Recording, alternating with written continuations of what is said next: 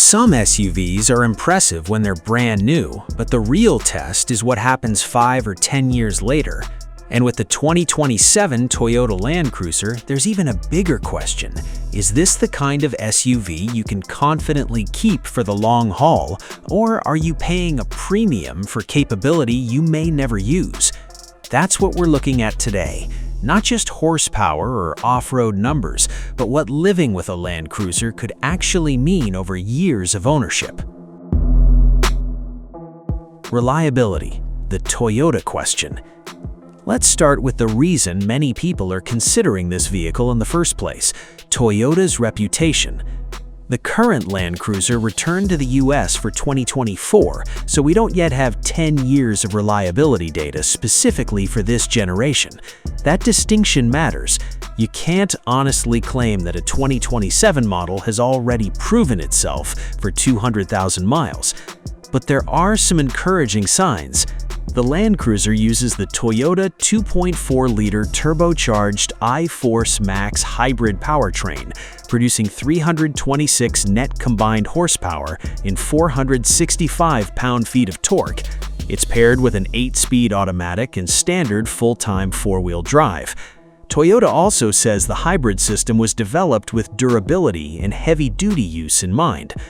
More importantly, this isn't Toyota experimenting with an entirely unfamiliar concept. The iForce Max system is already used elsewhere in Toyota's truck and SUV lineup. Still, turbocharging and hybrid components mean more complexity than the old-school naturally aspirated engines some longtime Toyota owners remember. So I'd call the reliability outlook promising, not proven, and that's an important difference for a long-term buyer. Resale value, the Land Cruiser advantage. Here's where the Land Cruiser gets interesting. Toyota trucks and SUVs tend to attract strong used market demand, and the Land Cruiser name itself carries a lot of weight.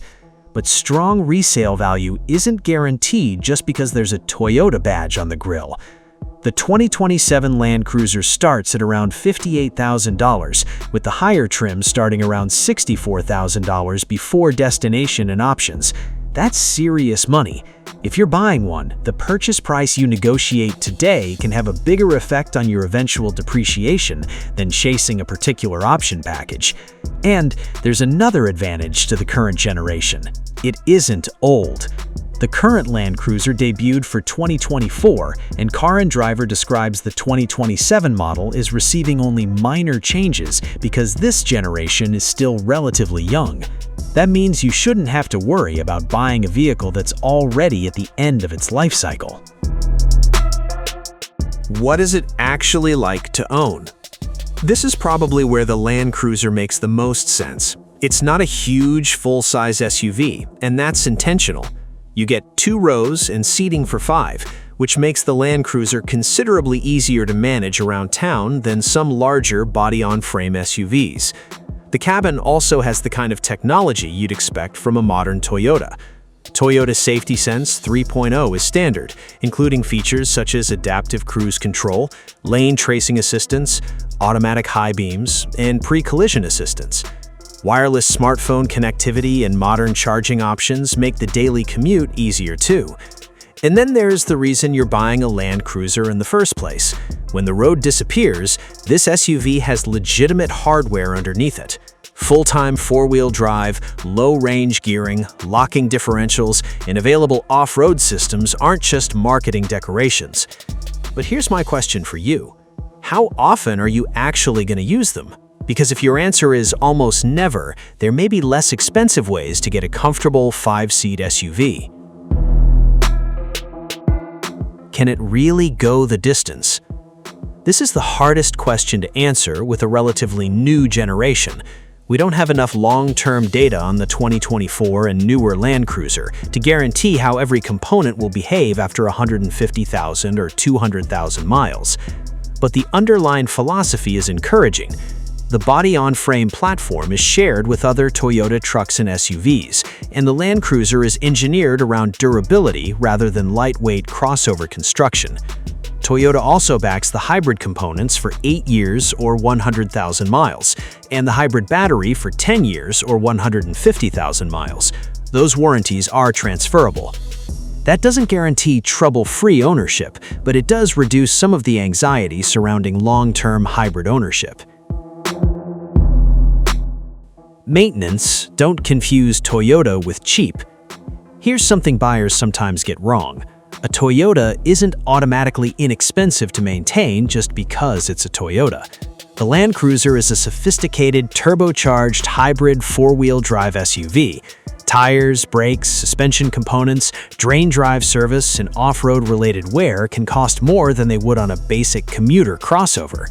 The good news is that Toyota includes scheduled maintenance through Toyota Care, and the 2027 model receives 2 years or 25,000 miles of complimentary scheduled maintenance, according to Toyota's published warranty information. So routine early ownership is relatively straightforward. The bigger question is what happens much later, when expensive components eventually need attention. That's where an independent inspection and a good maintenance history become extremely important if you're planning to keep this SUV for a decade. Comfort. Rugged doesn't mean rough. One of the best things about the current Land Cruiser is that it doesn't feel like an old-fashioned off-road truck all the time. It's still body on frame, but Toyota designed this generation to balance trail capability with reasonable on-road comfort. That makes it a good road trip vehicle for someone who wants one SUV to do multiple jobs. But don't expect sports SUV handling. Car and Driver notes that the Land Cruiser's strengths are its hybrid powertrain, pavement and dirt versatility, and off-road ability, not outright performance, and there's no third row. For larger families, that alone could eliminate it from consideration. How does it compare? The obvious alternatives include the Lexus GX and Toyota 4Runner. The Lexus GX gives you a more luxury-oriented experience and stronger emphasis on premium materials and refinement, while the 4Runner offers a different balance of price, capability, and practicality. The Land Cruiser sits in the middle. It's more premium than the typical mainstream SUV, but it doesn't try to be a luxury vehicle first. That makes it especially attractive to buyers who care about durability and capability more than having the softest interior in the segment. What happens to the Land Cruiser next? This is actually one of the safer parts of the purchase. The current generation is still young, and Toyota's 2027 changes are relatively minor. An available high-mounted air intake, available heated and ventilated second-row seats, and a new inked exterior color. So if you're worried that a completely redesigned Land Cruiser is about to make the 2027 model obsolete, there's little evidence of that right now. Of course, every vehicle eventually gets a refresh or redesign, but you shouldn't make a buying decision based on an unconfirmed future model. Final verdict. So, would I consider the 2027 Land Cruiser a smart long-term purchase? For the right buyer, absolutely.